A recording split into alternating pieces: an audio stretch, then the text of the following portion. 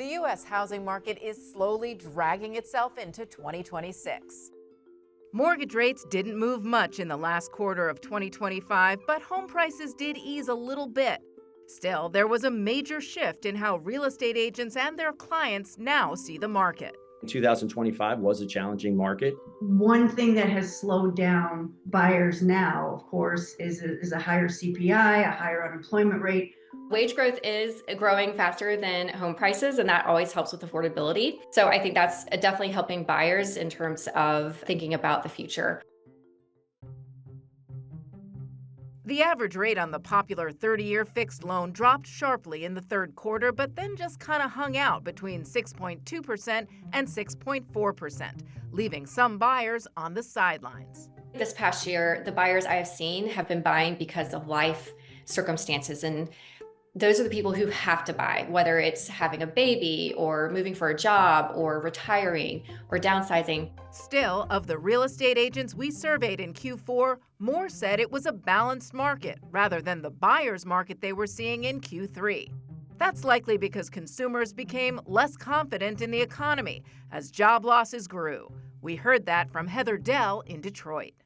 The people that have been moving and the momentum that we had were definitely slowed down far, far less by interest rates than the intrinsic factors, the cost of living. Homeowners insurance, car insurance, and utilities and medical insurance are the top objections that I hear when a buyer talks about buying. And even though most agents say it's a balanced market, some, like John Fragola in Charleston, South Carolina, say their buyers and sellers still have very different expectations. Buyers tend to think that the market is like 2008, and sellers tend to think that the market is closer to 2021, 2022. And those are diametrically opposed markets and diametrically opposed mindsets. More agents did report price cuts. 92% of agents in Q4 had at least one seller cut the price versus 89% in the previous quarter. And in fact, nearly half of the agents said the majority of their sellers cut prices.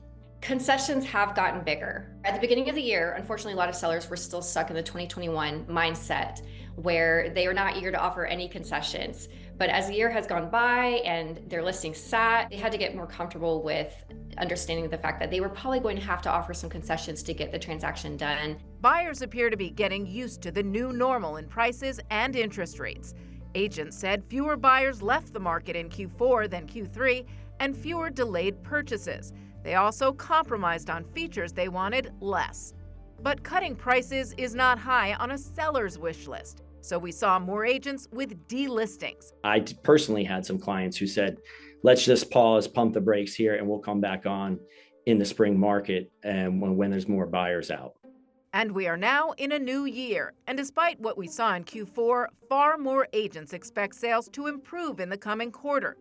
As for the full year, even more, 77% of agents expect 2026 to be better than last year.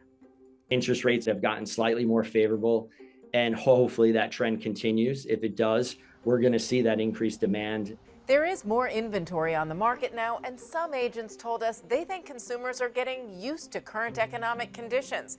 They're not thrilled about them, but they are feeling less uncertainty. Sentiment has shifted from anxiety to cautious optimism. I don't think it's going to be necessarily a boom year, but I think a lot of first-time home buyers have just really fed up and they don't want to sit around and wait